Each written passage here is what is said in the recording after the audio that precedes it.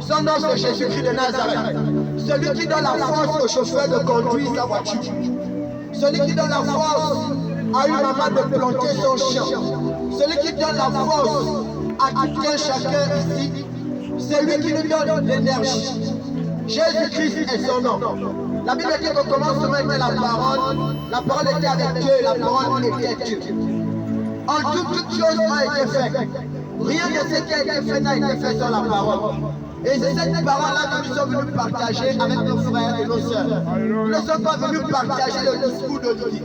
Nous ne sommes pas venus partager le discours de Joe Biden, ni de Donald Trump. Nous sommes venus partager la locution du Seigneur Jésus-Christ.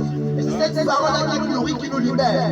Parce que Jésus a dit, et ce n'est pas n'importe quel roi.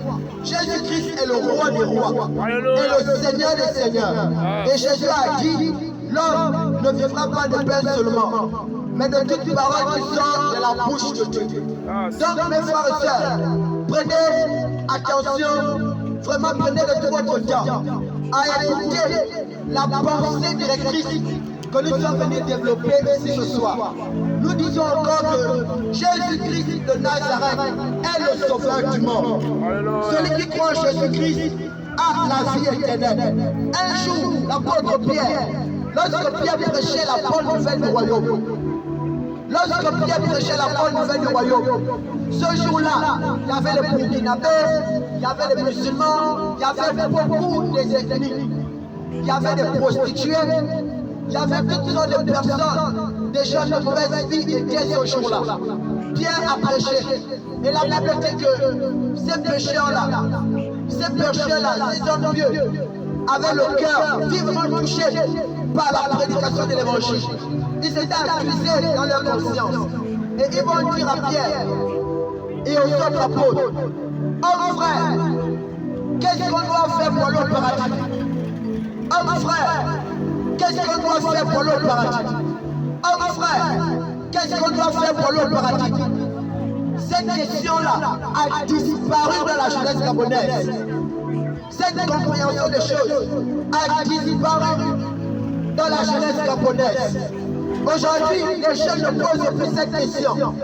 Tout ce que les jeunes gabonaise savent, c'est comment faire pour draguer la fille là.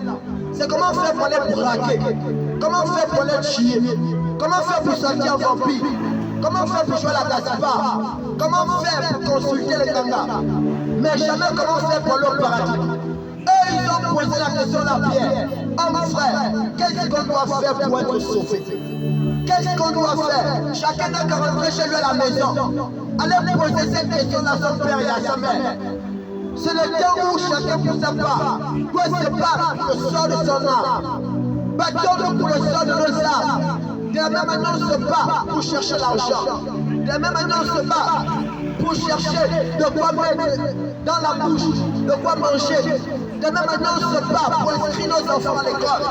De la même manière, on se bat pour grandir, pour vivre et cette terre-là. De cette même manière, battons-nous pour le sol de nos âmes. La Bible dit qu'après cette vie-là, il y a une autre vie. Après cette vie-là, il y a une autre vie.